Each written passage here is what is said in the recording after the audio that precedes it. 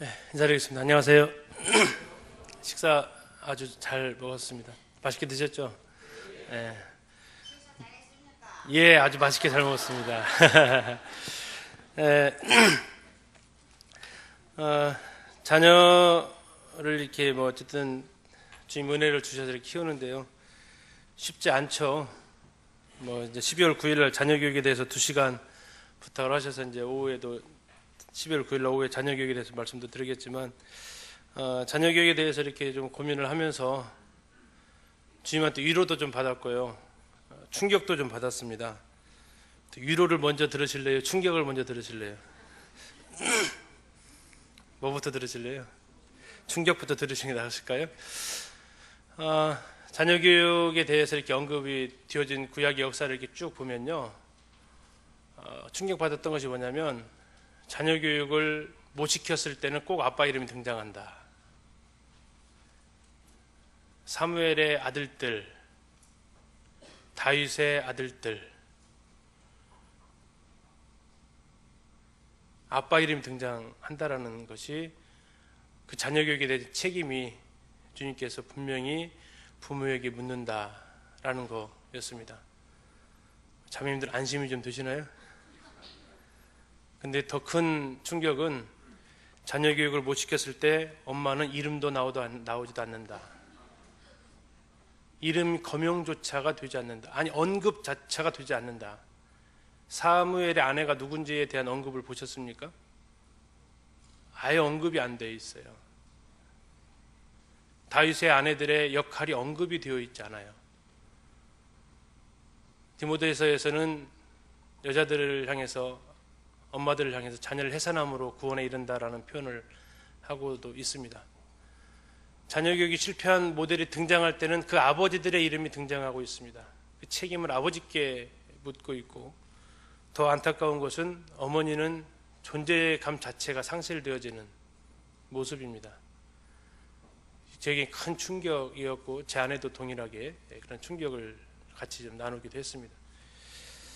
위로를 좀 드리겠습니다. 자녀 교육 쉽지 않죠. 누구도 쉽지 않았을까요? 누구도 쉽지 않았을까요? 자녀 교육이요. 하나님도 자녀 교육 쉽지 않았습니다. 이사야서 이렇게 말씀하세요. 내가 내 자식을 양육하였거늘 소도 그 임자를 알고, 그런데 이놈의 녀석들은 나를 몰라봐. 그러니까 하나님이 우리 부모들의 마음을 잘 아실까요? 모르실까요? 정말 잘 아세요. 하나님이 그러시는 저한테 위로를 주셨던 게 그거였어요. 나도 안 되는 게 그 자녀교육이더라. 이 전능자도 안 되는 게 그 사람 마음 고쳐먹게 하는 거 나도 안 되더라. 주님이 탄식을 하시잖아요. 이사야서에서요.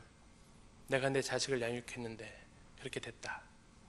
그렇기 때문에 뜻대로 안 되는 이 마음을 누구보다 하나님이 잘 아세요. 그래서 하나님한테 가면 많이 위로해 주시기도 하시고 이렇게 하십니다. 어쨌든 이 부분은 이제 다음 12월 9일에 좀 더 말씀드리고, 오늘은 이제 교회 차원에서의 다음 세대를 준비, 물론 부모들도 동일하게 여기에 1차 책임이 있다는 것을 사전에 말씀드립니다. 제가 처음 슬라이드 보여드릴 때 여기 4가지 그림이 있었습니다. 혹시 기억나세요? 4가지 그림? 잘 기억 안 나시죠? 혹시 그런데 기억나시는 분 계십니까? 뭐가 있었는가? 네, 몰라야 이렇게 전달하는 재미가 있죠. 이게 뭡니까? 네, 하나의 모종이라고 그러죠. 다음 세대를 가리켜서 이렇게 모종이라고 이렇게 비유를 해볼 수 있겠습니다. 이제 저 모종을, 중요한 것은 저 나무가, 이 모종이 더 크게 자라려면 어떻게 해야 되죠? 어떻게 해야 돼요? 옮겨 심어야 되죠. 근데 어디다 옮겨 심어야 되죠? 좋은 밭에다 옮겨 심어야죠. 토양이 좋은 곳에다 옮겨 심어야 이 나무가 잘 자라지 않겠습니까? 이 다음 세대를 준비한다는 것은 그와 같처럼 이 좋은 토양을 준비하는 것과 같다라고 생각이 되어집니다. 우리 다음 세대들이 좋은 땅에서 자랄 수 있도록, 씨 뿌리는 비유에서 하나님의 그 말씀이 열매를 맺기 위해서 좋은 땅에 뿌려졌다라고 이렇게 표현하고 있는 것처럼 우리 자녀들이 좋은 환경 가운데에서, 이 환경이라는 얘기는 물질적인 이런 풍요 자체가 아니라 좋은 교회 안에서 자라갈 수 있도록 해주는 것, 성경적인 교회 안에서 자라갈 수 있도록 좋은 토양을 역할을 해주는, 이것이 우리들이 준비해야 될 첫 번째 준비라고 보고요. 두 번째는 이제 바톤 터치, 세대 교체 부분입니다. 이것은 주려는 쪽도 준비가 되어져 있어야 되고 받으려는 쪽도 준비가 되어져야 되는데, 이것을 어떻게 이루어져 갈 것인가가 중요한 부분이고요. 세 번째는 무슨 장면 같으세요? 좀 섬찟한 장면이죠. 연자맷돌을 지금 목에다 메고 바다에 던져지는 건데, 저 연자맷돌이 영어로 밀스톤이죠. 교회학교 지금 기관 중에 하나 밀스톤이라는 큐티 방송하고 있고 공과 내고 있는 기관이 있습니다. 그 심정으로 지금 교회학교 교사들이 만들어서 운영하고 있는 건데, 연자맷돌을 목에 메는데 이 사람이 왜 메고 들어갔을까요? 무슨 죄예요? 저 사람의 죄는요? 실족하게 하는 죄. 누구를? 지극히 작은 자 하나를. 지극히 작은 자 하나를 소중히 여기는 그 마음이 다음 세대를 준비하는 우리의 기본적인 마음이고요. 네 번째는 이제 뭐 하는 겁니까? 다음 세대를 위해서 기도하는. 그래서 오늘 오후 시간에 이 네 가지에 대해서 좀 더 구체적으로 좀 살펴보도록 하겠습니다. 다음 세대를 향한 어리석은 생각을 품었던 한 사람이 있습니다. 그 이름하여 히스기야인데요. 히스기야에 대해서 성경은 이렇게 기록합니다. 히스기야가 이사야에게 말하였다. 예언자께서 전하여 준 주님의 말씀은 지당한 말씀입니다. 히스기야는 자기가 살아있는 동안만이라도 평화와 안정이 계속된다면 그것만으로도 다행이라고 생각하였다. 이게 세번역 성경에 나와 있는 열왕기하 20장 19절 말씀입니다.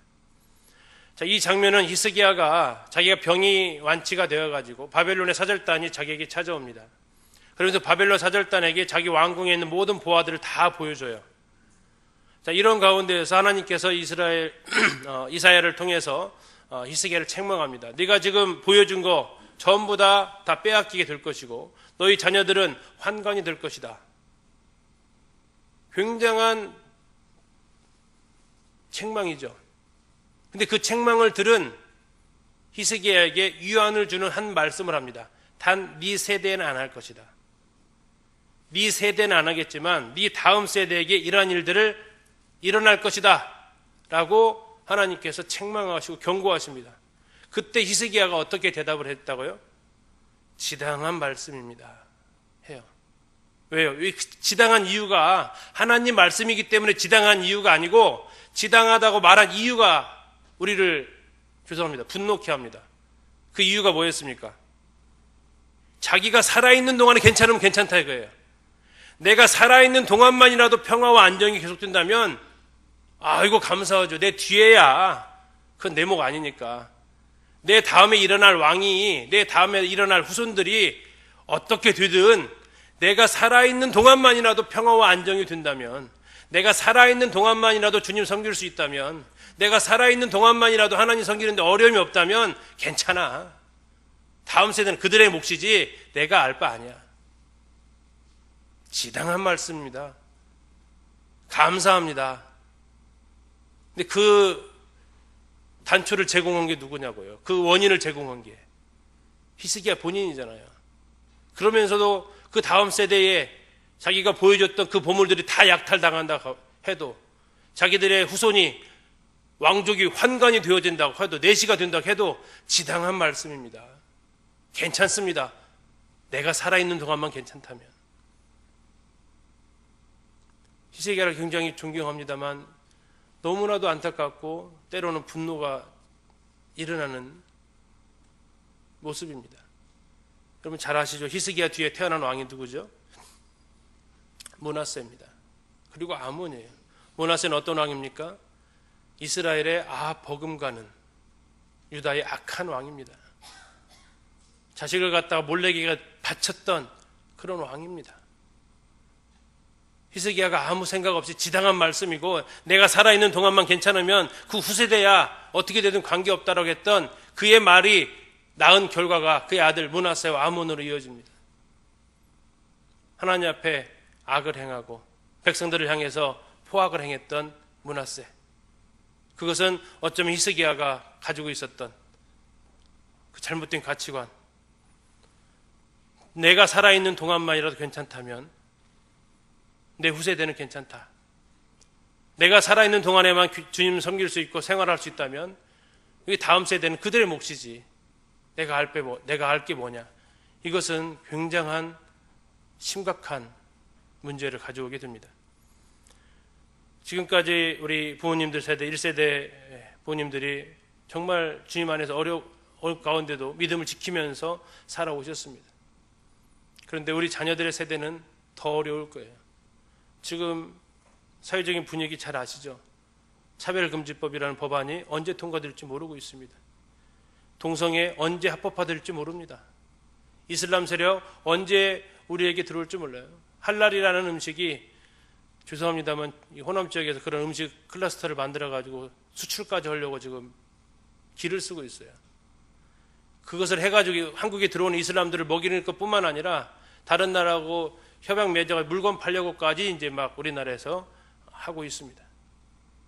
이슬람 언제 우리에게 밀려들지 몰라요. 근데 우리 아이들이 그런 환경에서 살아가게 돼요. 현재 우리 자녀들이 믿음 안에 교회 안에서 생활하는 거 잘 보시죠. 감사하죠. 그런데 이 아이들이 학교로 돌아가면 어떤 친구들과 어울리는 혹시 아십니까? 내 자녀들이 학교로 돌아가면 누구랑 이야기하고 있는지 아세요? 우리 청년들, 저희 교육 청년들한테 물어봤어요. 우리 청년들, 형제 자매들 주변에 동거하고 있는 친구들이 있냐? 있다라는 거예요. 타지에서 온 아이들끼리 방 하나 얻어가지고 남자 여자 거기서 계약 동거하고 있다라는 얘기예요. 그 애들하고 대학생활 같이 숙제하고 같이 대화하고 해요. 못 할 수 없잖아요. 안 할 수 없잖아요. 학교 가서 만나는 아이들이 상태가 어떤지 아십니까? 그 아이들이요, 정말 하나님 없이 살고 내내 잘 놀라가도 하나님 얘기 나오면 그딴 얘기 그만하라고 적대시하는 이런 아이들 가운데서 우리 아이들이 살아가야 될 상황이에요. 굉장히 나라가 하나님을 대적하는 분위기로 바뀌어가고 있습니다. 어떻게 하시렵니까? 그건 너희들 몫이 하고 그냥 내가 살아있는 동안에만 이 법이 통과되지 않기를, 이런 상황이 되지 않기를, 그런 마음을 가지시면 안 되시겠죠. 이것을 위해서 우리가 같이 준비해야 되고 같이 기도해야 될 것입니다. 자, 이제 첫 번째로 좋은 토양을 만드는 이 작업이 우리 다음 세대가 정말 좋은 밭에서, 좋은 교회 토양 안에서 자라갈 수 있도록 하는 부분에 대해서 좀 말씀을 드리겠습니다. 저희 교회가 이렇게 교회가 어떠한 하나님께서 기뻐하시는 교회로 되어 가야 될 것인가에 대해서 고민하게 되었고, 그런 과정 속에서 주님께서 이러한 프로세스를 보게 하셨습니다. 첫 번째는 균형 잡힌 성도, 그 다음에 그 성도들이 모여 있는 삶을 나누는 소그룹 공동체, 그리고 건강한 교회로 이렇게 모델을 짓게 되었습니다. 균형 잡힌 성도 했을 때 첫 번째가 바로 복음에 대해서 우리가 다시 한번 재정립을 할 필요를 느끼게 되었습니다. 구원을 받았다고 하는데, 하나님의 자녀로 태어나서 이제 하나님의 사람으로 하나님이 내 삶의 주인이 되었다고 하는데, 그렇게 구원받고 침례받은 사람들이 나타나는 삶의 모습이 왠지 이상한 이런 분위기를 느끼게 되었습니다. 굉장히 가슴 아픈 일이죠. 우리가 성경에서 말하고 있는 죄가 무엇입니까? 흔히 말하는 대로 하나님처럼 되려는 거였잖아요. 저 사탄 루시퍼도 하나님과 같이 겨루어 보려고 했다가, 저 하와도 하나님과 같이 되려고 했다가 선악과를 따먹어서 되려고 했다가 그들이 하나님으로부터 심판을 당합니다. 그리고 죄의 뿌리가 뭐예요? 내가 하나님처럼 되려는 거였어요. 내가 내 삶의 주인이 되려는 거였다고요. 그런데 거기에서 우리가 구원받았잖아요. 우리가 죄에서 구원받았잖아요. 죄에서 구원받았다는 얘기는 더 이상 내가 하나님을 안 살겠다는 거잖아요. 더 이상 내가 내 삶의 주인이 아니라는 거잖아요. 그것은 결국 하나님만이 내 삶의 주인이고 하나님만이 나의 왕입니다라는 고백을 하는 거였습니다. 그런데 구원받은 이후에 우리의 삶이 어떤가요? 정말 그분이 나의 주님인가요? 아니면은 내가 여전히 내 삶의 주인인가요? 좀 쉽게 질문드려서 하나님을 위해서 내가 존재합니까? 나를 위해서 하나님이 존재합니까? 뭐죠? 하나님을 위해서 내가 존재해요? 나를 위해서 하나님이 존재해요? 이건 단추의 첫 단추 꿰는 것과 똑같거든요. 이 첫 단추를 잘못 꿰면 그 밑에 단추는 뭐 보나마나 뻔합니다. 구원받았다는 얘기는 예전에는 나를 위해서 모든 것이 존재했다면 구원받은 사람에게 있어서는 뭡니까? 이제는 하나님을 위해서 내가 존재하는 거죠. 고린도서 5장 14, 15절 예수님이 이렇게 얘기하십니다. 예수님께서 죽으신 이유에 대해서 말씀하세요. 우리 잠시 그 본문을 좀 찾고 가겠습니다. 고린도서 5장입니다.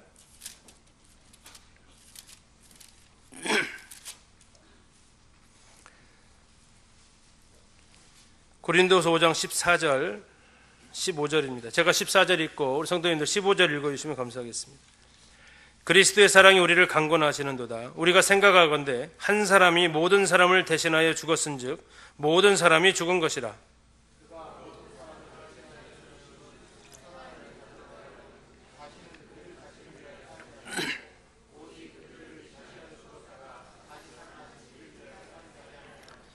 자, 예수님께서 모든 사람을 대신하여 죽으신 이유를 말하고 있습니다. 왜 죽었다고요? 예수님께서 그 뒤에 15절을 말씀하고 있죠. 예수님께서 모든 사람을 대신하여 죽으심은 그 이유는 뭐예요? 살아있는 자들로 하여금 다시는 그들 자신을 위하여 살지 않고 누구를 위해서? 자신들을 위해서 죽었다가 다시 살아나신 누구의 한마디로? 예수님을 위해서 살게 하려 함이라. 거기 보시면 예수님이 우리를 위해서 죽으신 것은 우리가 예수님 위해서 살게 하기 위한 거였다는 얘기예요. 그리고 그 단어 앞에 뭐라고 되어 있냐면 다시는. 지금까지 우리는 누구를 위해 살았습니까? 나를 위해 살았어요. 나를 위해 살았습니다. 모든 게 나를 위해 존재했어요. 그런데 예수님께서 이제 그것이 죄라는 사실을 알려주셨고 그 죄 때문에 예수님께서 죽어주셨어요. 우리가 나를 위해 살려는 죄가 얼마나 큰 죄인지 아십니까? 내가 내 삶의 주인으로 사는 것이 얼마나 큰 죄인지 아세요? 내가 내 삶의 하나님으로 주인으로 살려는 그 죄 때문에 하나님이 사람 되셨어요. 사람이 하나님처럼 되려고 하나님 앞에 그 죄를 퍼먹기 때문에 하나님이 사람이 되어야만 해결할 수 있는 죄가 내가 내 삶의 주인으로 살아가는 죄였어요. 내가 하나님 앞에 불순종한 것이 얼마나 큰 죄인지 아십니까? 그 죄를 해결하기 위해서 하나님이 죽기까지 복종하셔야만 했던 것이 내 심각한 죄의 모습이었다고요. 내가 하나님이 되려는 그 시도가 하나님이 사람 되어 오게 만들었고요. 내가 하나님 말씀 앞에 불순종하는 그 모습이 하나님이 사람이 되어서 죽기까지 복종하셔야만 감당할 수 있었던 죄값이었습니다. 그래서 주님 말씀하시기를 내가 너희들을 위해서 죽는다. 너희들이 할 일이 있다. 이건 뭡니까? 이제 너희가 나를 위해서 살아야 된다. 어느 시인처럼 예수님 그 두 손 날 위해 박히셨으니 이제 내 두 손은 주님이 하시는 일을 해야 되고 예수님의 두 발 날 위해 못 박히셨으니 이제 내 두 발 예수님이 가실 그곳을 향해서 가야 되는 것. 예수님의 그 심장 창에 찔리셨으니 이제 내 심장 예수님이 품었던 그 사람들을 품는 것이 주님께서 말씀하시고 있는 더 이상 너희 자신을 위해 살지 말라고. 제 심장을 찔렀던 단어는 15절에는 다시는 이었습니다. 다시는. 지금까지로도 족하다. 너희를 위해서 살았던 것 지금까지 충분하다. 이제 이 사실을 안 이후로 다시는 너희를 위해 살지 마라. 너를 위해서 죽었다가 살아난 예수 그리스도 그분을 주인으로 모시고 살아라. 이것이 구원 아닙니까? 우리가 구원이 언제부터 천당 가는 것이 목적이었습니까? 천국 가는 것이 목적이었습니까? 예수님 우리가 구원받고 천국 가는 것은 하나님이 거저 주시는 그냥 은혜예요. 가만히 계셔도 돼요. 그게 목적이라면 구원받는 그 순간 우리는 다 죽으면 돼요. 주님 원하시는 건 그것이 아니었어요. 주님 원하시는 것은 우리가 구원받고 난 이후에 그 주님이 나의 유일한 하나님으로 모시고 사는 거죠. 이 복음이 흐려져서는 안 돼요. 이 복음이 흐려져서는 안 돼요. 다음 세대가 다른 복음을 전해서는 안 돼요. 이게 행위로 구원받는다는 것만 그렇게만 변질을 주는 것이 아니라 이게 심각하니 어디까지 가는지를 보니까요. 교회 안에서 구원받았던 성도들의 태도 가운데 이렇게 나타나요.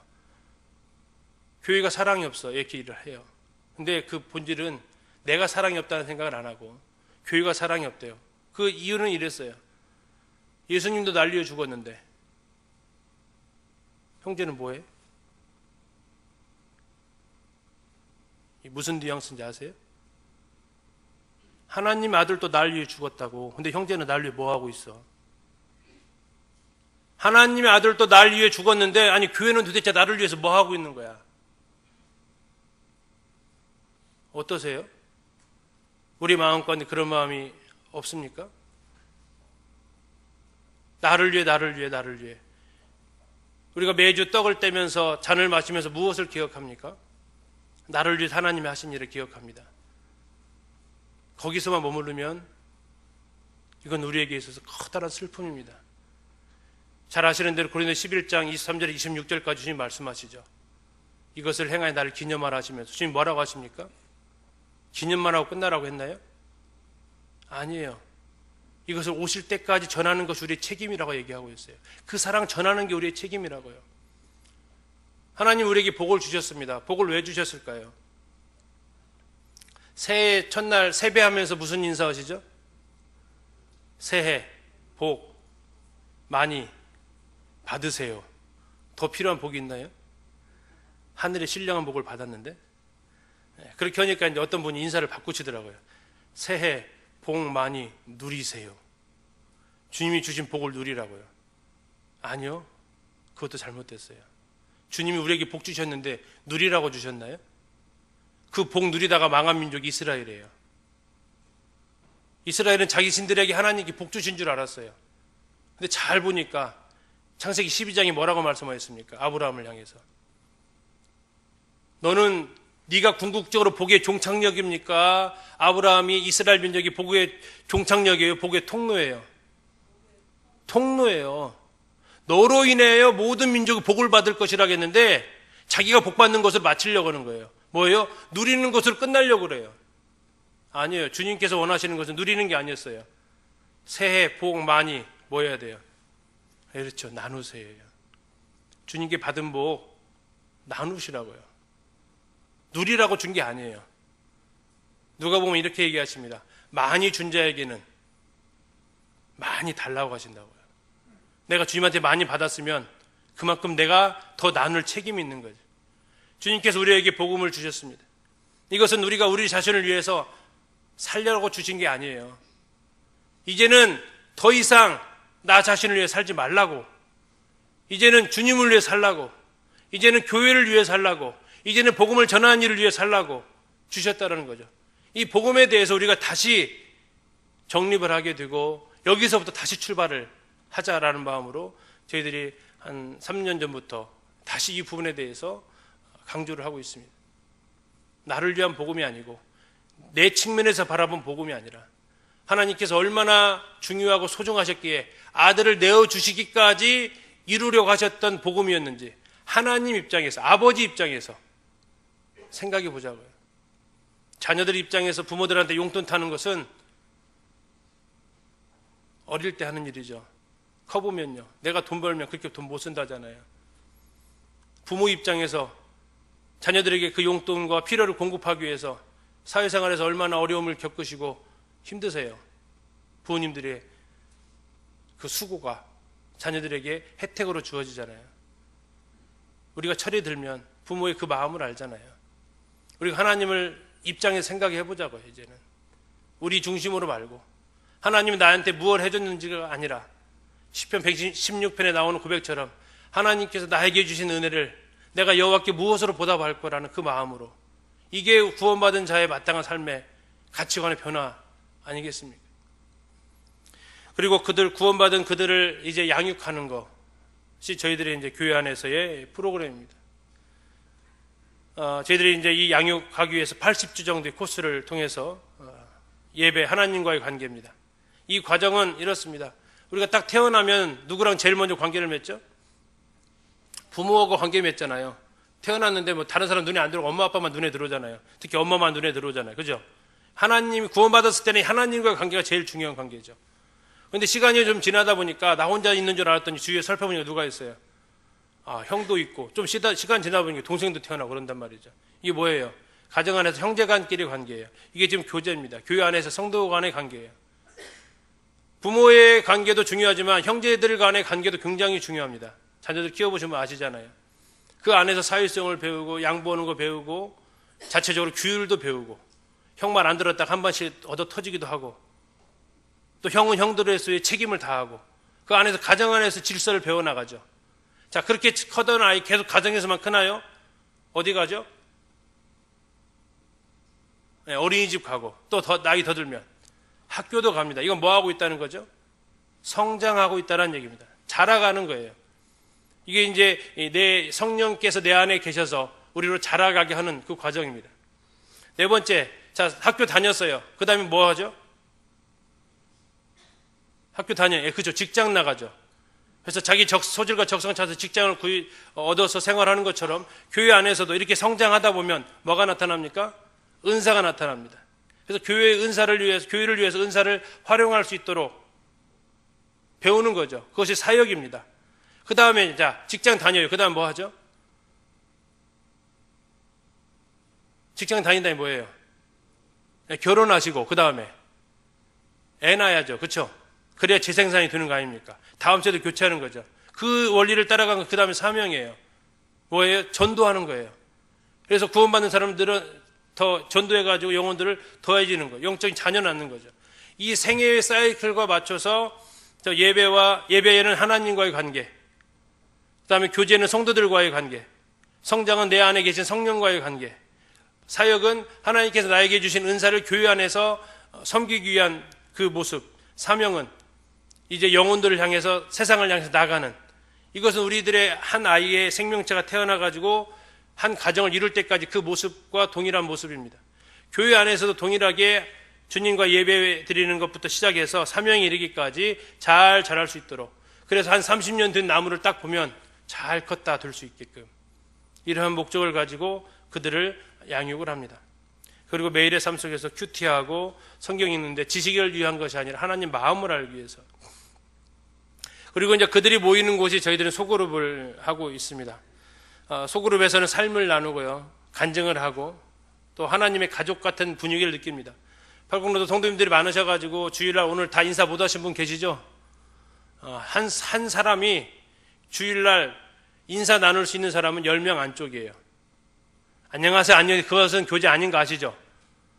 그죠? 그냥 인사 나눈 거 말고 이야기할 수 있는 사람이 10명 안쪽으로 이야기하세요. 보통 교회 오셔가지고. 그러시죠? 저 예배 시간, 말씀 시간 빼고 그냥 식사 시간 오고 잠깐 중간중간에 이야기 나눌 수 있는 사람이 많지 않아요. 그런 시간을 통해서 이제 교제를 할 수 있도록, 그러면서 이 전체가 하나님의 가족이긴 맞지만 이 물리적인 여건상 다 같이 모여서 이야기할 수 없기 때문에 저희는 이제 성별로 또 연령별로 나눠서 소그룹을 이렇게 하면서 그곳에서 가족 같은 사랑과 보살핌과 관심을 갖습니다. 그래서 소그룹 단위로 여행도 다니고 카페 가서 차도 마시기도 하고, 또 한 번은 굉장히 어려운 일을 겪은 분이 한 분 계셨는데 그 소그룹 내에서 이렇게 아까 이렇게 항암 치료하시는 분들에게 도우는 것처럼 그 소그룹에 더 많이 도와서 그 어려움을 이겨낼 수 있도록 하시기도 하고, 그걸 통해서 내가 한 가족이구나라고 느낄 수 있도록 그러한 일들. 또 전도할 때도 1대1로 하지 않습니다. 저는 그것을 갖다 낚시법이라고 하는데요. 낚시하지 않고 둘 수 있으면 그물 던지라고 그래요.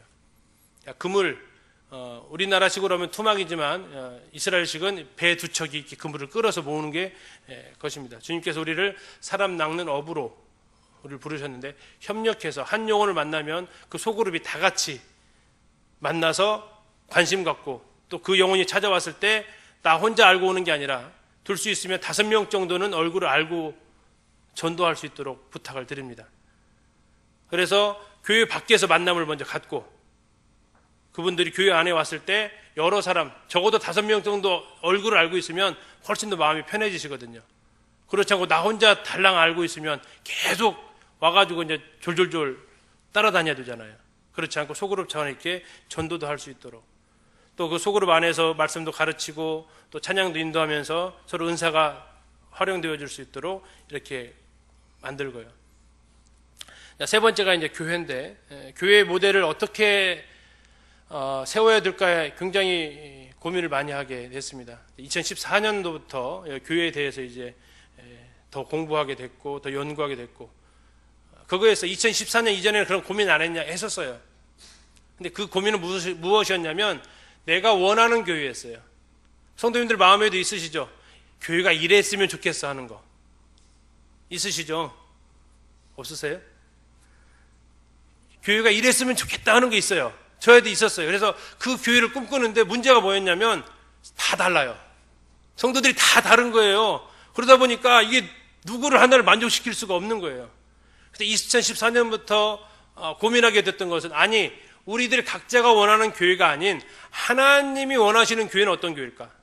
하나님이 교회를 디자인하셨을까 안 하셨을까요? 하셨겠죠. 하나님께서 어떠한 교회로 나아갈지에 대해서 그분은 성경에 기록해 놓으셨단 말이죠. 그래서 그것을 찾기 시작을 했어요. 이제 내가 바라는 교회의 모습은 치우고 성경에서 말하고 있는 하나님께서 계획하신 교회, 그러면서 이제 찾게 된 것이 뭐냐면 성경에서 교회를 가장 잘 말해주는 책이 있습니다. 어떤 책이 성경의 교회를 제일 잘 말해주고 있죠? 에베소서죠. 에베소서가 교회에 대해서 제일 잘 설명해주는 책이었어요. 그래서 에베소서에 그러면 디자인해 놓으셨겠다. 에베소서를 보게 됩니다. 그리고 에베소서에서 드디어 그 모델을 찾았어요. 자, 에베소 4장 11절과 12절이었습니다. 같이 한번 읽으시겠습니다. 시작.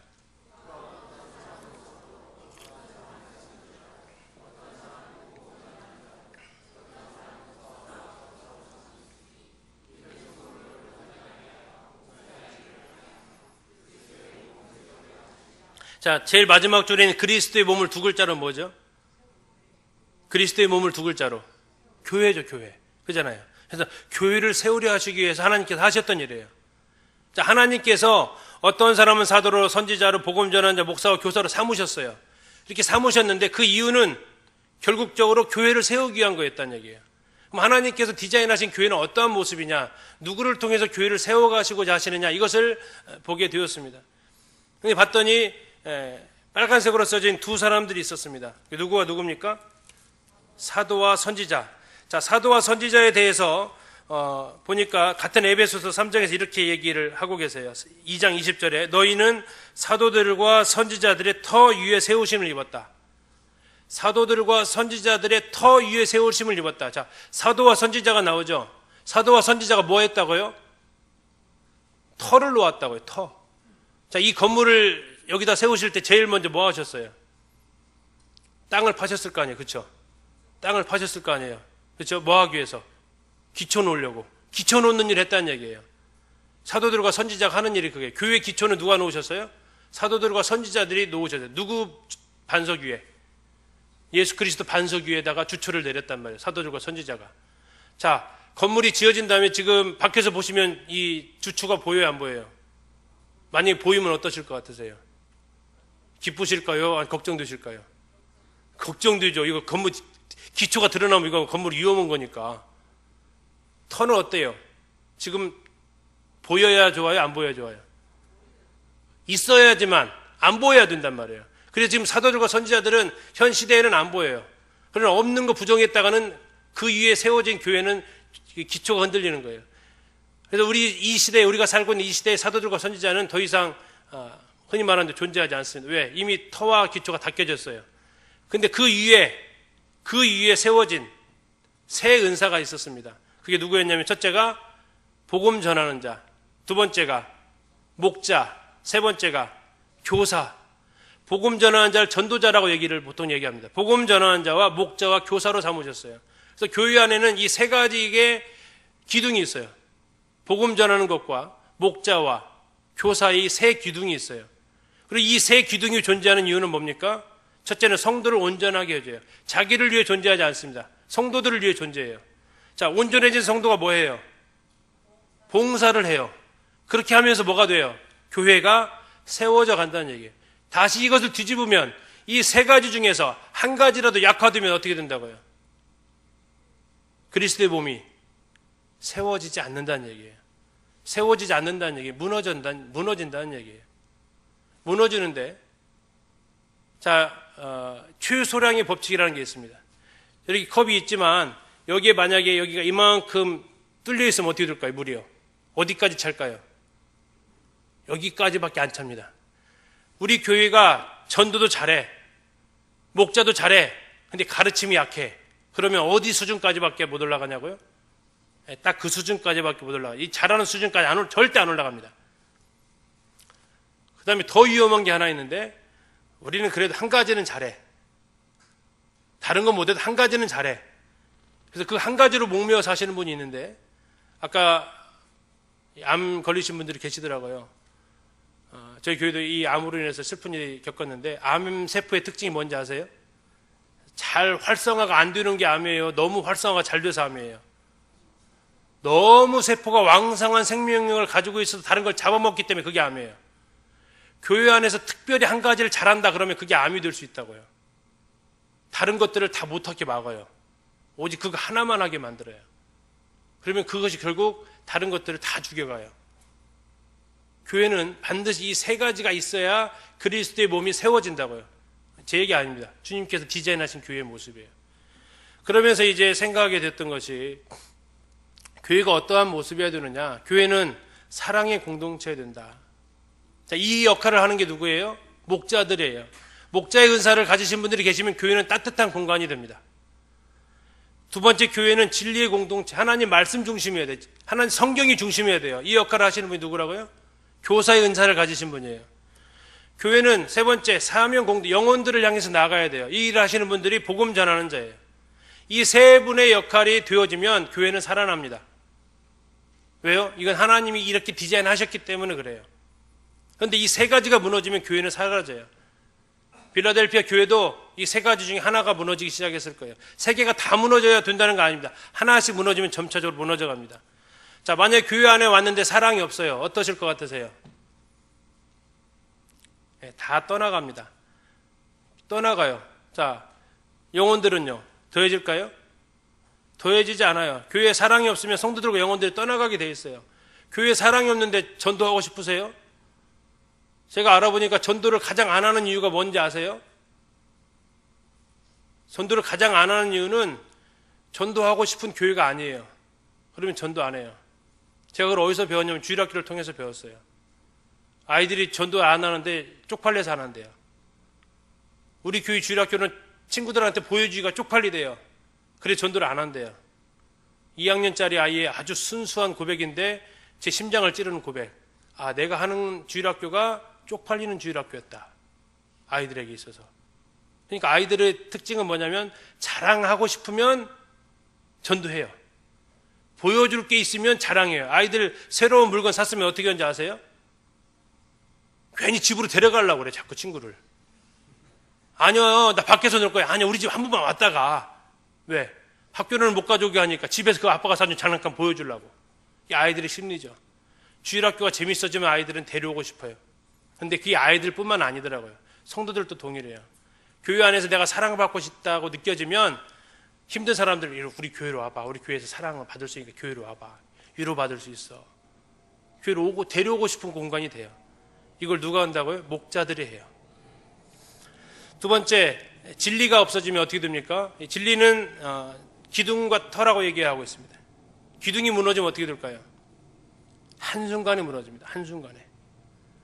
거짓된 진리를 가지고 신 무슨 종교 있죠? 거기서 어떻게 합니까? 뭘 흔들든가요? 아주 따뜻하게 사랑으로 잘 해주는 것 같은데 결국 뭘로 흔들어요? 진리를 흔들어 버려요. 그러면서 어떻게 합니까?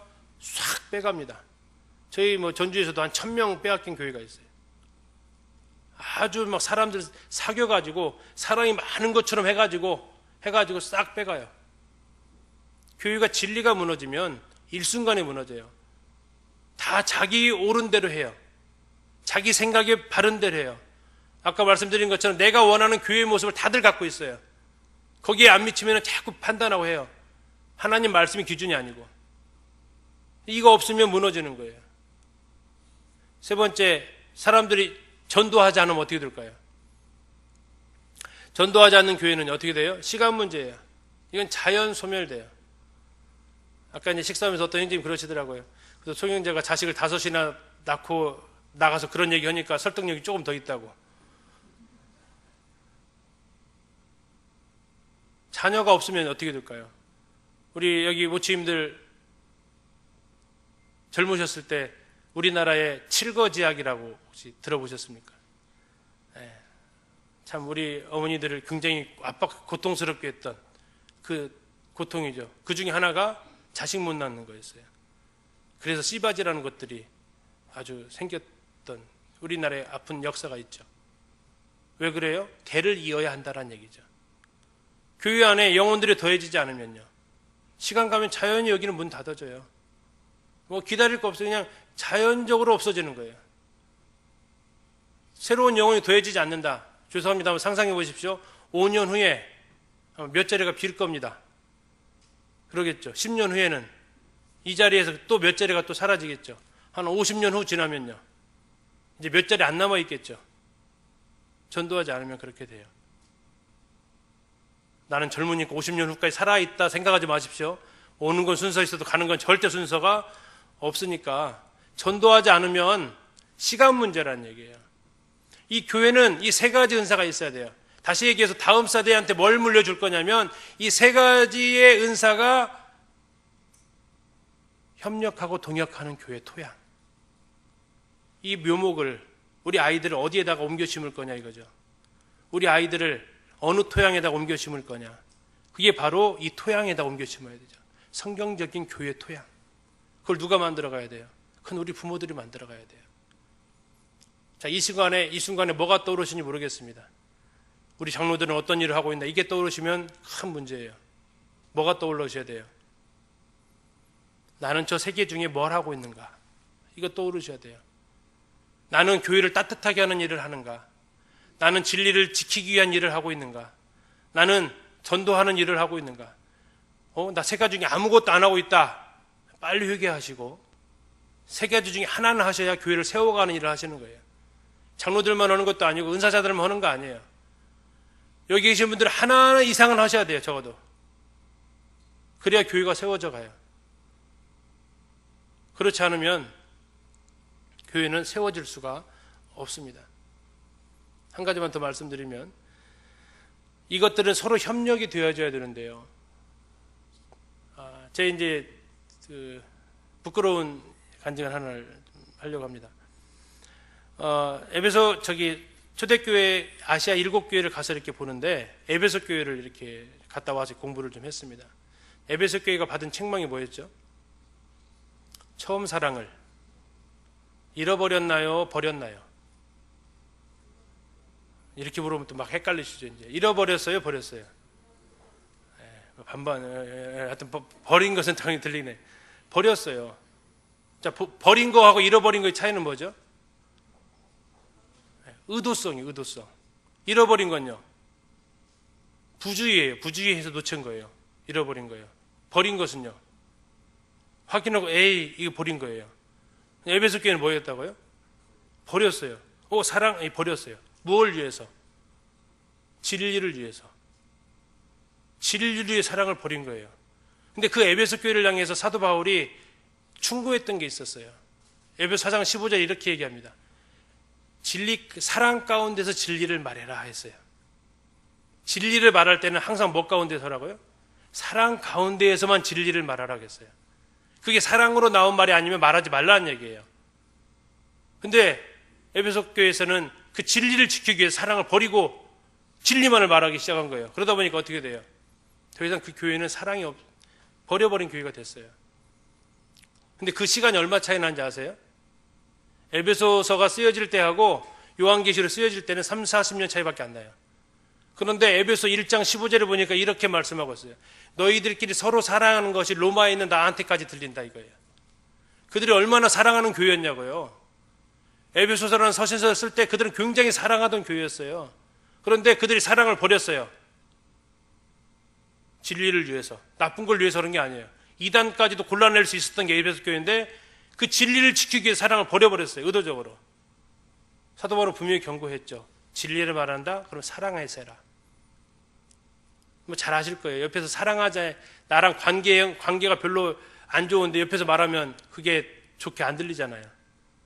나를 사랑하는 사람 해주는 말이라면 들어도 나하고 별로 관계가 안 좋은데 나한테 자꾸 충고하면 어떠셔요? 아멘으로 들리시나요?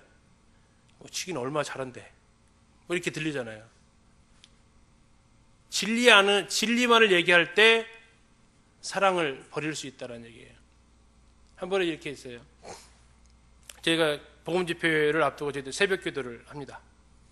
새벽 기도를 하는데 이 마음이 굉장히 불편한 거예요. 그 이유는 부모나 자식을 위해서 기도 제목을 내신 분들이 있어요. 그분들은 안 나오시는 거야. 그리고 다른 일반 성도들은 기도를 나오는데 정작 본인들이 안 나와. 이게 안 나오는 거 보니까 막 이게 정말 이게 속이 막 뒤집어지는 거예요. 뭐야 이게 지금 기도 제목을 내면 뭐 하겠다는 거야. 판단이 되는 거죠. 그때 주님께서 이제 굉장히 저를 다루시는 기간이었습니다. 그러면서 주님한테 이제 주님이 저에게 물으시는 게 이거였어요. 너 그 사람들이 안타깝냐 얄밉냐? 성도님들은 어떤 감정이시겠어요? 새벽 기도하고 내 부모 자녀들을 위해서 기도 제목 내놓고 새벽 기도 하자고 했는데 하기로 했는데 안 나와. 그러면 얄미워요 안타까워요? 저는 얄미웠어요. 얄미웠어 진짜. 근데 얄미우니까 저의 영적인 상태 굉장히 안 좋아지더라고요. 근데 주님께서 저에게 그 질문하시며 가르쳐 주신 것이 그것은 안타까운 거고 그건 불쌍한 거야. 몰라서 그러는 거야. 그러면서 제가 배운 것이 그거였어요. 이게 사랑으로 진리를 말하는 거구나. 사랑으로 진리를 말하는 게 뭔지를 주님께서 저에게 가르쳐 주셨던 게 그거였어요. 예를 들어서 교회에 다 같이 청소하자고 했어요. 청소하는데 자기만 바쁘다 훅 가요. 그러면 우리 마음에서 뭐가 일어나요? 치만 바쁜가? 나도 바쁜데 지금.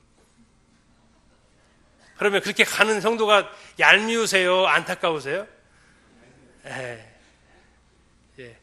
안타까워진 마음으로 아이고 저 이 귀한 것을 좀 깨달았으면 좋을 텐데 네, 형제를 위해서 기도해 줘야겠다. 이게 사랑 안에서 진리를 말하는 거고요. 뭐야 왜 자기만 바빠? 이렇게 하면 내가 지금 뭐 하고 있냐면 진리를 선택하기 위해서 사랑을 버려버린 것이 돼요. 청년들한테 한번 물어봤어요. 저희들이 주일 오후에 이 시간대 좀 청년회를 하거든요. 그러면 이제 막 그 청년들 중에서 이렇게 튀는 애들이 있어요. 어디 가나 있잖아요. 튀는 애들. 청년들한테 물었어요. 자, 그렇게 너희들도 좀 튀고 싶은데 못 튀었지. 그렇게 튄 사람들 보면 안타깝냐 밉냐 했더니 밉대요. 아주 솔직하게 밉대요. 그래. 미운 게 아니라 그들은 청년의 이 시간에 대한 가치를 모르는 거야. 그러니까 그들을 불쌍히 여겨서 기도해 주는 거다. 이게 쉽게 되지는 않는 것 같아요. 그러나 우리가 이 부분에 이 세 가지가 협력하지 않으면요. 자기 것이 옳다고 얘기하게 되면 서로 싸워요. 그러나 예수 그리스도는 요한복음 1장에서 은혜와 진리가 그분으로부터 왔어요. 자, 우리가 만들어야 될 첫 번째 책임이 토양 만들기예요. 이 세 가지 은사가 조화된, 협력하고 하나 된 교회의 모습으로 나아가는 것. 그것을 위해서 나는 어떠한 역할을 감당할 것인가. 이게 온 교회가 쏟을 에너지입니다.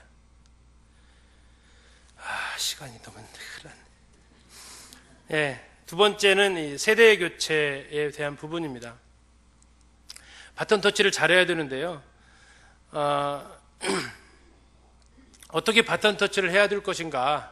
이것이 이제 우리에게 주어진 과제입니다.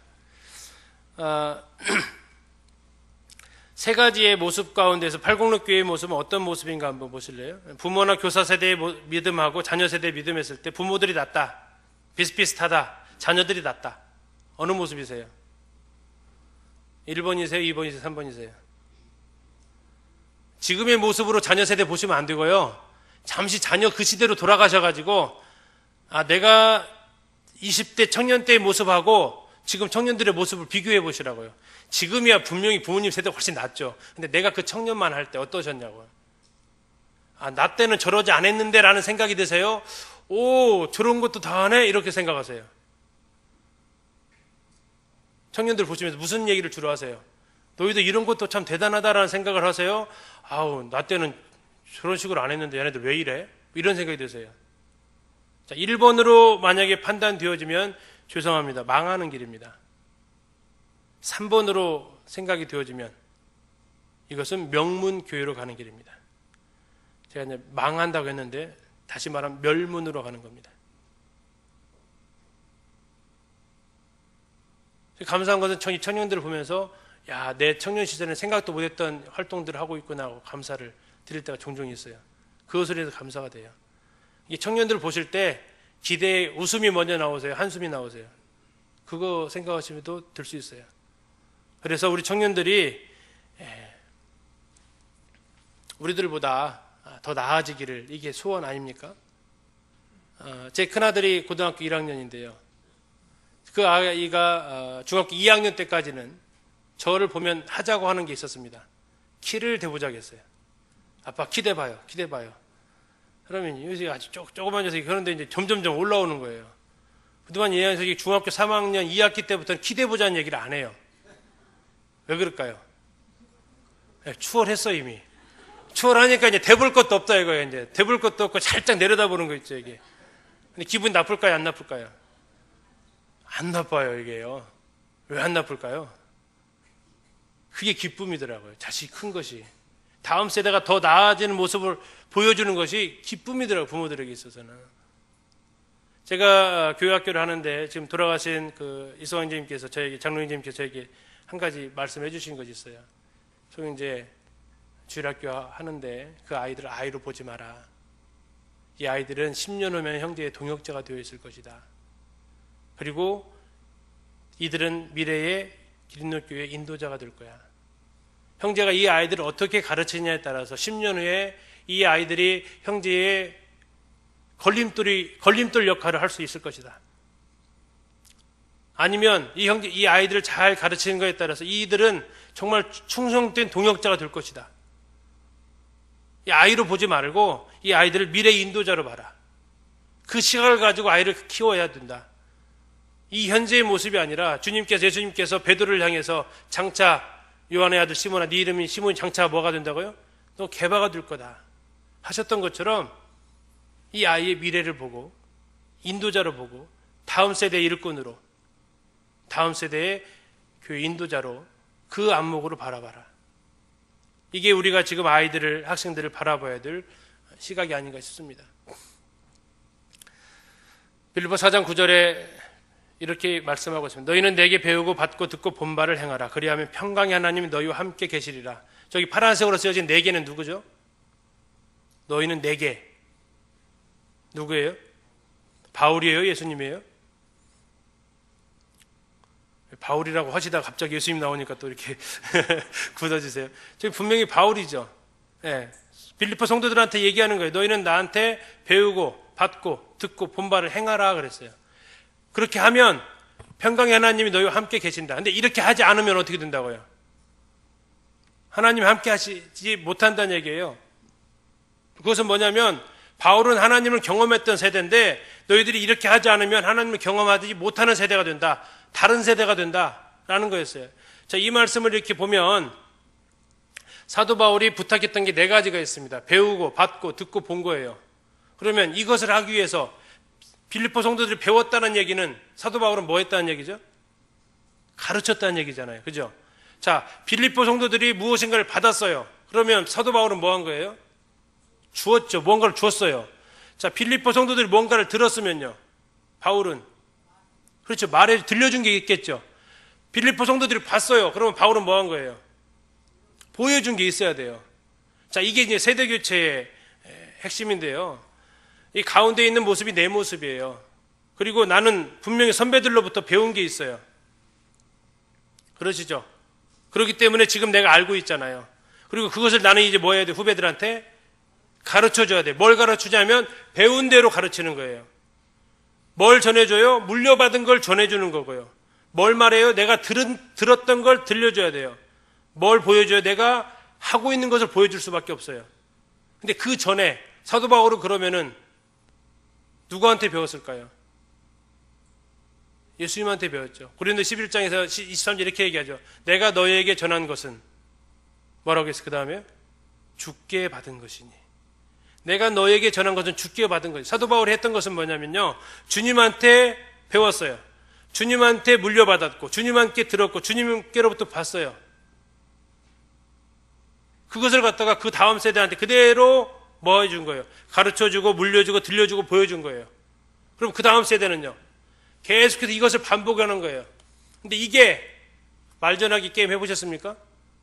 제가 앞에 있는 형제님한테 단어를 드려서 귓속말로 제일 뒤에 있는 분이 저한테 전달하면 같아야 돼요, 달라야 돼요? 같아야죠. 근데 어떻든가요? 다르죠. 왜 달라지죠? 들은 걸 얘기한 게 아니라 뭐예요? 들은 거 플러스 이런 말 같아 해가지고 플러스를 시키든지 빼든지 해요. 그러면 달라져요. 다음 세대가 아니라 다른 세대가 돼버려요. 그럼 그렇게 하기 위해서는 어떻게 해야 돼요? 정확히 내가 일단 잘 들어야 돼요. 누구한테 들어야 돼요? 내 앞에 있는 선배들한테 들으셔야 돼요. 대신 그 선배들은 책임이 있어요. 사도 바울은 책임이 있어요. 무슨 책임이요? 주님께 들어야 될 책임이 있어요. 장로들은 책임이 있어요. 무슨 책임이요? 들어야 될 책임이 있어요. 하나님의 음성을. 솔로몬이 1000번제를 드린 후에 하나님한테 질문을 하나를 받죠. 내가 내게 무엇을 줄까? 너는 구하라. 질문을 받습니다. 그때 무슨 얘기를 합니까? 그때 솔로몬이 뭘 구하죠? 그때 히브리어로 이렇게 구합니다. 레브 쇼메아를 주십시오. 좀 어려운 말 써서 죄송합니다. 뭐라고요? 레브 쇼메아. 이게 뭐냐면 듣는 마음이에요. 뭘 들어야 될까요? 솔로몬이 들어야 될 그때 듣는 마음이 두 가지를 듣게 해달라고 했어요. 왕이 들어야 될 말이 무슨 말이에요? 하나님의 말을 듣게 해달라고 했다고요. 하나님의 말씀 내가 듣게 해주십시오.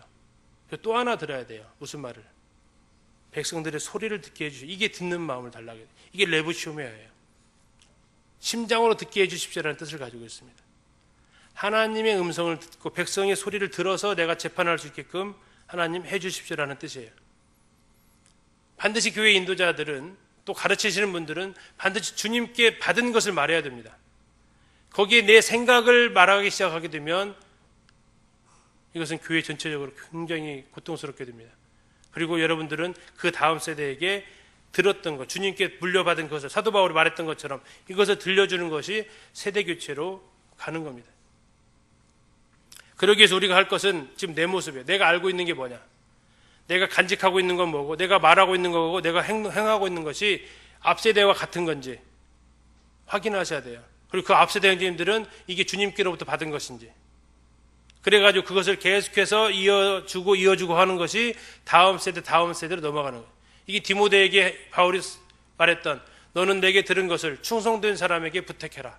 그러면 그들이 또 그와 같은 것을 전할 수 있다는 그 원리입니다. 이게 성경에서 말하고 있는 세대교체 원리예요.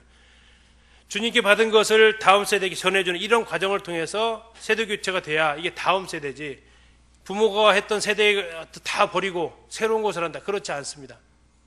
이 성경의 이 말씀은 개정판이 아니에요. 계속 변함없는 말씀입니다. 이것이 계속해서 전해져야 되겠죠. 자, 이제 세 번째는 한 영혼을 사랑하는 그 마음입니다. 누가복음 19장에 보면 삭개오가 나오죠. 삭개오가 예수님을 만날 때 어려움이 있었습니다. 예수님을 못 만났죠. 왜 못 만났어요? 그게 첫 번째 이유입니다. 키가 작았습니다. 또 하나는요. 그렇죠. 자, 삭개오가 못 만났던 이유는 키가 작고 사람이 많았어요. 근데 이 사람은 어떤 사람이죠? 예수님을 대적하는 사람이었나요? 아니죠. 예수님을 따르는 사람이었어요. 이게 우리에게 충격이라는 거예요. 누구 때문에 예수님을 못 만난다고요? 예수님을 따르는 사람 때문에. 지금 이제 여기는 이제 의자를 놓는데 저는 지금 이제 장판에서 이렇게 앉습니다. 제가 한 번에 예배 시간에 이렇게 만찬상을 보고 앉아 있는데 제 뒤에 있는 형제님이 한 분이 계셨어요. 그분이 뭐라고 하시냐면 안 보여 그러세요. 안 보여. 저는 뭐 신경도 안 썼어요. 그 다음에 한마디 더 하셨어요. 등밖에 안 보여 그러시더라고요. 뭔 소리 봤더니 소인지 때문에 하나도 안 보여. 만찬상이 안 보인대요. 그 뒤부터 제가 자리를 상당히 골라서 앉습니다. 제 뒤에 아무도 안 앉을 수 있는 공간에 가서 제가 자리를 잡고 앉아요. 만찬 주님의 떡과 잔을 기념해야 되는데 제 등을 기념하면 안 되잖아요. 그죠?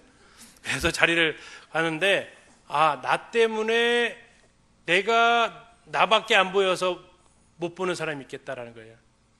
그들이요 나쁜 감정으로 예수님 따랐겠어요? 무리가요? 삭개오 너 당해봐라 하면서 이렇게 했겠어요? 그렇진 않았을 거예요. 너무나 많은 사람들이 운주받아 보니까 키도 작죠. 그러다 보니까 틈도 안 나죠. 그러다 보니 못 간 거죠. 근데 우리 주변에 그런 사람들이 있다는 얘기예요. 특별히 우리 아이들은 더 그래요. 우리 아이들, 우리 학생들 키가 작잖아요. 근데 그들이 가지고 있는 한계예요. 근데 뻥튀기로 늘릴 수도 없잖아요. 근데 문제는 뭐예요? 우리 때문에 이 아이들이 하나님을 찾는데 방해되는 일은 없는지를 살펴야 된다는 얘기죠. 우리가 사용하는 시간대, 우리가 사용하는 장소, 다음 세대를 위해서 배려하고 있는지를 우리는 생각해 봐야 되죠. 그들을 위한 공간이 있는지를 우리는 생각해 봐야 돼요. 그들을 위해서 얼마나 재정을 사용하고 있는지를 생각해 봐야 돼요. 저희 교회에서는 이 다음 세대를 위해서 너무나도 감사하게 그들에게 대해서 많이 투자를 해주고 계세요. 제가 늘 집사형제님들 자랑을 하고 감사를 합니다. 너무나도 감사드리는 부분이에요. 저희가 교회학교를 위해서 1년에 쓰는 돈이 한 3,500만 원 돼요. 5분 놀라시네요. 80로도 그 정도는 드시는 것 같습니다. 왜요? 이게 중요하다고 생각하면 써야죠. 중요하다고 우리가 여기고 있으면 써야 되는 거 아닙니까? 말은 중요한데 그렇게 안 한다. 이건 문제가 있는 거죠. 저희 주일학교에서 뭐 있었던 일 뭐 여러 가지 있겠지만 한 가지만 말씀드리면 전도에 대해서 아이들한테 이렇게 얘기를 했어요. 근데 전도가 중요하다고 얘기를 하는데 애들이 그런갑다 해요. 야, 전도하면 다니엘서에 보니까 하늘의 별과 같이 빛난데 뭐 그런갑다 해요. 왜 그런가 했더니 전도하면 제대로 5달란트 줬거든요. 5달란트. 여기도 지금 달란트 시장 하죠? 5달란트 줬어요. 여기는 얼마 줘요? 전도하면 얼마 줘요? 없어요? 준 적이 없어요. 근래 준 적이 없나요? 5달란트 줬는데 당시 뭐 요절하면 1달란트 주고 그랬어요. 그러니까 아이들이 뭐 귀찮게 전도는 그냥 요절 좀 더 하고 좀 그러지 그랬어요. 그래서 이제 파격을 했죠. 그래서 전도하면 100달란트 줬어요. 진짜 안 놀라시네. 전도하는데 100달란트 줬어요. 아이들은 이런 반응 아니었어요. 아이들은 난리 났어요. 우와! 이런 소리부터 나기 시작해서 난리 났어요. 100달란트 준다고 20배 20배. 5달란트에서 100달란트. 그러면서 아이들이 느끼기 시작, 전도가 그렇게 중요한 거예요? 하는 거예요. 아무리 중요하다고 가르쳐도 5달란트밖에 안 됐다가 100달란트니까 그게 진짜 그렇게 중요한 거냐고 느껴지는 거죠. 교회학교가 중요하다고 생각하세요? 그럼 투자하셔야 된다고요. 중요하고 한다는데 아무것도 안 하고 뭐예요? 아무 일도 안 일어나요. 자, 100달란트 딱 주니까 어떻게 했을까 아이들이요? 전도해요. 전도해가지고 어느 한 해에는 52주 동안 40주 이상을 매일 새로운 아이들이 왔어요. 매일. 그럼 막 100달란트 주는 거예요. 딱 6개월, 3월달부터 8월까지 6개월간 하면서 한 아이가 6명을 전도했어요. 몇 달란트예요? 600달란트. 자, 환전을 해줘야죠. 1달란트당 100원씩 저희들이 해줘요. 그러면 그 아이가 얼마를 받았어요? 6만 원. 거기다가 나머지 활동하면서 벌은 50달란트가 있었어요. 뭐 요조료이고 출석하고 하면서 6만 5천 원. 초등학교 5학년 아이가 6만 5천 원을 쓰는 거예요. 상상해 보셨어요? 그런 일은 생애 처음이에요. 누구 간섭 없이 6만 5천 원을 쓰는데요. 비싼 거 탁탁 고르는 거예요. 그래도 돈이 남아. 약 어쩔 줄을 몰라. 근데 성도 가정 아이 뭐 기껏해야 45달러 50달러 받으면 전도 안 하면 올라갈 수가 없으니까. 근데 그 아이가 들었다 놨다. 왜요? 비싸니까. 이거 사면 다른 거 못 사니까 하는 게. 그때 옆을 지나가면서 얘가 사줄까? 그러니까 이 아이가 사줄래? 사줄게. 그러면 다 인신 쓰면 사주니까 야, 너 어떻게 됐어요? 야, 막 그냥 이 추앙을 받는 거죠. 나 이거 비싼 거 사주네로. 그 아이가 어깨가 으쓱하고 구두자 가정 아이였거든요. 그러면 아이들이 이제 이렇게 하면서 전도가 중요한 거구나. 100달란트의 가치가 있는 거구나. 중요하니까 아이들은 반응을 하더라고요. 교회학교가 중요하십니까? 예, 재정을 어떻게 쓰는지를 보면 중요하게 여기고 있는지 아닌지를 바로 알 수 있어요. 제가 여러 지역을 다니면서 느끼는 공통점이 뭐냐면 보통 한 달에 10만 원에서 20만 원 주셔요. 제가 부르짖고 있는 것은 저희는 3,500만 원도 좀 더 늘렸으면 좋겠다. 그런데 의무적으로 늘리는 건 아니고 가정에서 자녀 교육비로 지출되는 비율만큼은 교회에서 지출되어야 돼요. 가정에서 자녀들을 위해서 얼마를 쓰고 있나를 계산하셔서 그 정도는 교육학교를 위해서 우리 고등학생, 고등부까지는 투자를 좀 해주실 필요가 있다라는 겁니다. 나머지는 교사 강습회 때 말씀드릴게요. 자, 이제 마지막 네 번째로 기도하는 거 반까지는 마치도록 최선을 다하겠습니다. 될란가는 모르겠네. 자, 다음 세대를 위해서 준비할 거 네 번째 기도하기입니다. 우리가 첫 번째는 좋은 토양을 만들기라고 말씀드렸어요. 그래서 목자와 교사와 전도자가 각각 은사를 개발해서 은사가 활용되어져서 섬기는 교회. 두 번째는 세대 교체를 할 수 있는 교회. 그래서 내가 물려받은 게 무엇이고 내가 물려줄 것이 무엇인지에 대해서 1세대와 3세대 중간에 있는 내가 연결해주는 고리 역할을 할 수 있는지. 그리고 세 번째는 한 영혼의 가치, 특별히 소외되고 어린 영혼들, 그들을 위해서 투자해야 될 것을 말씀드렸습니다. 끝으로 기도하기입니다. 제가 자녀를 키우면서 늘 하나님한테 드리는 기도입니다. 같이 읽겠습니다. 시작.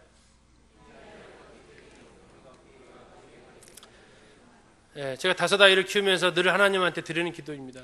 삼손의 아버지가 했던 기도죠. 이 아이를 어떻게 기르며 우리가 그에게 어떻게 행하리이까. 제가 계획에 셋째까지 계획을 했습니다. 그래서 첫째, 둘째, 셋째는 2살 차이예요. 넷째는 제 계획에는 없었고 하나님의 계획이 있었어요. 그래서 7년 만에 태어났어요. 그래서 셋째와 넷째는 7살 차이 납니다. 네. 그런데 어쨌든 첫째, 둘째, 셋째는 그럼 제 계획에 의해서 그것도 그 아이들도 하나님 계획이 있었기 때문에 태어난 거잖아요. 5째 막내 딸도 그렇고. 근데 중요한 것은 뭐예요? 이 아이를 하나님이 주셨잖아요. 생명은 하나님께 관련된 일이고 결국 하나님이 주셨기 때문에 하나님한테 물을 수밖에 없는 거예요. 그 아이의 몸을 아내를 통해서 낳지 그 아이의 영혼을 낳지는 않았잖아요, 우리가. 그렇다면 하나님 앞에 묻는 거죠. 어떻게 기르며 어떻게 행해야 됩니까? 교회 안에 다음 세대도 동일합니다. 우리가 물어야 돼요. 하나님, 우리 다음 세대를 위해서 어떻게 우리 이 아이들을 양육해야 되고 우리 이 아이들한테 어떻게 해야 됩니까? 라고 우리 교회적으로 물으셔야 돼요. 가정적으로 부모들이 물으셔야 되고 교회적으로도 또한 물으셔야 됩니다. 그리고 이제 주님한테 기도하셔야 돼요. 초저녁에 일어나 부르짖을지어다 내 마음을 주의 얼굴 앞에 물 쏟듯 할지어다 각기 러기에서 주려 기진한 내 어린 자녀들의 생명을 위하여 주를 향하여 손을 들지어다 하였도다. 이것은 예레미야가 예루살렘이 파괴되어지고 바벨론에 의해서 아이들이 고통당하는 모습을 표현한 모습입니다. 내 어린 자녀들의 생명을 위해서 주님을 향해서 손을 들어라. 기도하라는 얘기죠. 우리 아이들을 위해서 기도해야 됩니다. 이 부분을 좀 말씀을 드려야 되는데 내용이 보시기에도 많죠. 이거 말씀드리면 4시에 끝날 것 같거든요. 그래서 이 내용은 12월 9일 날 말씀드리겠습니다. 그러나 어쨌든 간단하게 말씀드리면 이래요. 우리 아이들이 사는 세상이 호락호락하지 않아요. 학교에서 제일 많이 강조하는 것이 인성과 창의성이에요. 근데 그 뿌리가 뭔지 아세요? 인성은 인본주의가 뿌리예요. 창의성은요? 정답이 없다라는 뿌리예요. 네가 정답이라는 거예요. 그래서 요즘 학교에서 가르치는 것은요, 구성주의예요. 구성주의. 그것이 뭐냐면 진리는 네 안에 있다예요. 다시 말하면 창세기 3장이에요. 네가 하나님이다 이거예요. 그것이 무엇으로 표현되냐면 창의성으로 표현돼요. 인본주의와 창의성, 이것이 학교에서 주로 가르치는 거예요. 그래서 아이들한테 묻는 게 그거예요. 네 꿈이 뭐냐? 교회에서는 네가 하나님한테 기도하고 물으라 하는데 학교에서는 그게 말이 안 통하잖아요. 그러니까 아이들한테 네 꿈이 뭐냐? 네 꿈을 설계해라. 그리고 네 꿈을 이루도록 노력해라. 너는 할 수 있다. 계속 이거 가르쳐요. 학교에서 아이들이 배우는 게 그거예요. 두 번째, 아이들은요, 뉴에이지 문화 속에 빠져 있어요. 이거 굉장히 심각한 부분입니다. 여러분, 음식물은 어디로 들어가서 어디로 나와요? 입으로 들어가서 뒤로 나오죠. 그런데 그것이 사람을 더럽게 해야 하나요? 안 한다고 주님 아셨어요. 사람을 더럽게 하는 것은 뭐가 더럽게 해요? 속에서 나오는 게 더럽대요. 자, 속에서 나오는 거, 이 속에서 나오면 이 속으로 들어갔다는 얘기 아닙니까? 그 마음에 온갖 악독, 악이 뭐 이런 거 있잖아. 이게 속에서 나온다고 주님 말씀하셨잖아요. 근데 이거 어떻게 들어갔을까요? 이 음식물은 입으로 들어가죠. 그런데 이 속으로 들어가는 것은요, 뭘로 들어가냐면 베드로서 2장에 보면 눈과 귀로 들어가요. 롯에 대해서 얘기를 하시면서 롯이 소돔과 고모라에 있을 때 그들의 악한 행실을 보고 들음으로 그 심령이 상해버렸어요. 썩어버렸어요. 부패됐어요. 뭐 하면서요? 그들의 악한 행실을 보고 들으면서요. 근데 아이들이 지금 요즘 뭘 보고 있고 뭘 듣고 있나요? 이 세상이 얼마나 악한지를 보고 듣고 있다고요. 그걸 어디로 들어가요? 그 눈으로 보고 귀로 들으면 속으로 다 들어가요. 근데 우리는 아이들 먹는 것은 굉장히 예민하세요. 근데 애들이 보고 듣는 것은 그렇게 예민하지 않아요. 근데 결국 그것이 더 위험하다고요. 좀 더 자세한 것은 이제 교사 강습회 때 하겠습니다. 그리고 이제 우리 아이들을 주님한테 데리고 나오는 것밖에 없습니다. 제가 하는 것도 결국 이거 하고 있어요. 주님께 데리고 나오게. 사람들이 예수께서 만져주심을 바라고 자기 아기를 데리고 오매 제자들이 보고 꾸짖거늘 어린 아이들이 내게 오는 것을 용납하고 금하지 말라. 하나님 나 이런 자의 것이다. 자, 사람들이 뭐 했냐면 예수께서 만져주시기를 바라고 데리고 왔어요. 어디로 데리고 왔어요? 어디로 데리고 왔어요? 예수님이 계신 곳. 예수님이 계신 곳에 데려다 놓으셔야 돼요. 이건 부모의 책임이에요. 예수님께서 계신 환경을 만들어 주는 것, 이건 부모들의 책임이에요. 우리 기존 성도들의 책임이에요. 그 자리에서 주님께서 만져주시면 돼요. 주님은 마이다스의 손이세요. 주님이 만지면 편해요. 세례 요한을 가리켜서 이렇게 얘기하죠. 주의 손이 함께 있으면 이 아이가 어찌 될꼬. 주님이 터치하면 돼요. 제가 그 창세기를 읽는데 충격적인 것이 뭐였냐면요. 아담은 누구의 형상을 따라서 나왔어요? 하나님의 형상을 따라서 나왔어요. 그럼 아담의 자손이었던 셋은 누구의 형상을 따라 나왔을까요? 셋은요. 아담의 형상을 따라 나와요. 무슨 차이일까요? 아담은 왜 하나님의 형상을 따라 나왔어요? 하나님이 만졌거든요. 셋은요. 아담에 의해서 태어났기 때문이에요. 부모님들이 자꾸 잔소리하면요. 누구 닮은 아이 될까요? 어려우세요? 인정하기 싫으세요? 부모님이 자꾸 아이들 잔소리하면 누구 닮을까요? 잘 자라면 나 닮을 거예요. 원하세요? 애가 정말 나 닮았으면 좋겠어요? 아닌데 왜 자꾸 내가 만들려고 그래요? 주님이 만지시게끔 해주시라고요. 주님이 만지시게끔. 주님이 만져달라고. 주님이 터치해달라고. 주님이 간섭해달라고. 어떻게 해요? 주님이 계신 곳에 데리고 나오는 거예요. 교회 안에 데리고 나오고 또 주님의 이름으로 아이들 캠프에 자주 보내셔야 돼요. 하여튼 주님의 이름으로 뭐 하는 곳이 있다 그러면 보내셔야 돼요. 언제 만져주실지 모르거든요. 언제 터치해 줄지 몰라요. 한 번 터치하면 바뀌어요. 한 번 터치하면. 제 삶이 그걸 증거하고 있고요. 저는 기적이에요. 저는 안면 틱장애가 있어요. 대중 앞에 서면. 특히 여자들 앞에 서면 말을 못해요. 그렇게 보이세요? 주님이 만져주니까 달라지더라고요. 주님이 만져주니까. 주님 만져주기를 바라고 데리고 나오세요. 제 개인적인 비법을 하나를 좀 공개를 하면 저는 자녀들을 위해서 늘 해야 되는데 때로 이렇게 기도를 합니다. 이 기도는 성경에 나와 있는 기도문이에요. 바울이 골로새 교회, 에베소 교회를 향해서 했던 기도문이에요. 거기에다가 제 아들의 이름만 넣었어요. 제 큰아들입니다. 골로새 1장 9절에서 12절 말씀을 이용해서 이렇게 했어요. 강혁이로 하여금 모든 신령한 지혜와 총명에 하나님의 뜻을 아는 것으로 채우게 하시고 강혁이가 죽기 합당하게 행하여 범사에 기쁘시게 하고 모든 선한 일의 열매를 맺게 하시며 강혁이가 하나님을 아는 것에 자라게 하시고 하나님의 영광의 힘을 따라 모든 능력으로 능하게 하시며 강혁이가 기쁨으로 모든 견딤과 오래 참음에 이르게 하시고 강혁이를 빛 가운데서 성도의 기업의 부분을 얻기에 합당하게 하신 아버지께 감사하는 삶을 살게 하소서. 이 골로새 교회를 위해서 했던 바울의 기도인데 제가 이것을 저희 자녀를 위한 기도로 바꿨습니다. 둘째를 위해서 기도문은 에베소서였습니다. 우리 주 예수 그리스도 하나님이신 영광의 아버지께서 지혜와 계시의 영을 강민이에게 주셔서 하나님을 알게 하여 주시기를 기도합니다.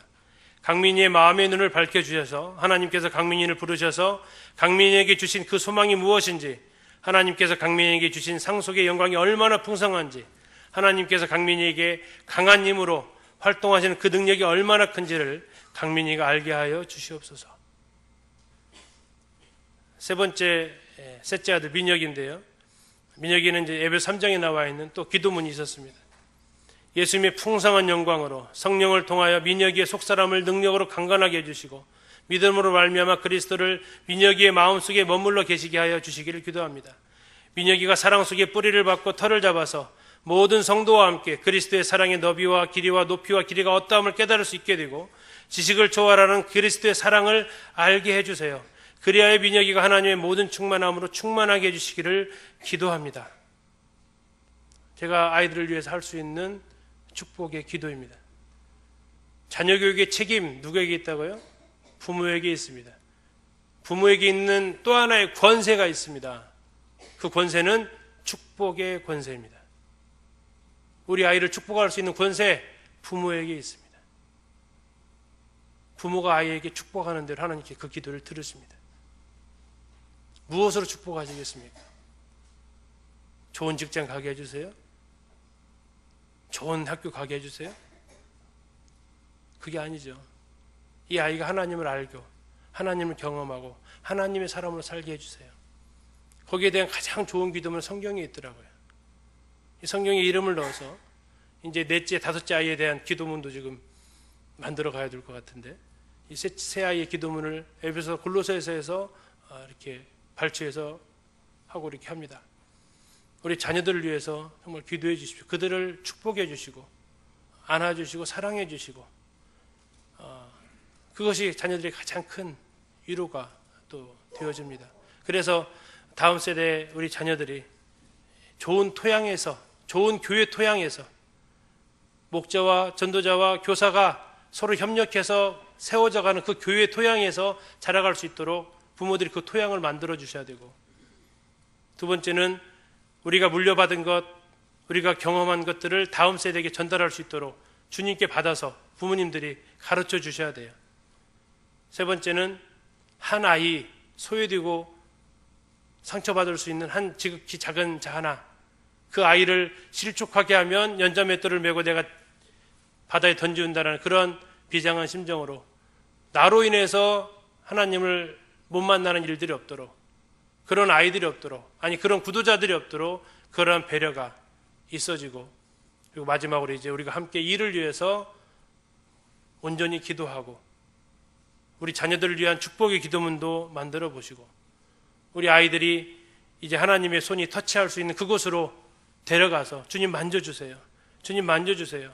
캠프를 보내시면서 돈만 쥐어서 보내시는 게 아니라 정말 기도로 같이 하시면서 이 아이가 이 캠프를 통해서 또 이런 성경학교를 통해서 주님 만나주시고 주님 경험케 해주세요 라고 기도로 동역을 해주시면, 주님이 만지면 변합니다. 내가 만지면 나 닮은 애가 나오지만 주님이 만지면 주님 닮은 애가 나옵니다. 그래서 우리 팔공육교회 다음 세대가 주님 안에서 이렇게 준비되어져 주시기를 바라면서 이렇게 말씀드렸습니다. 감사합니다.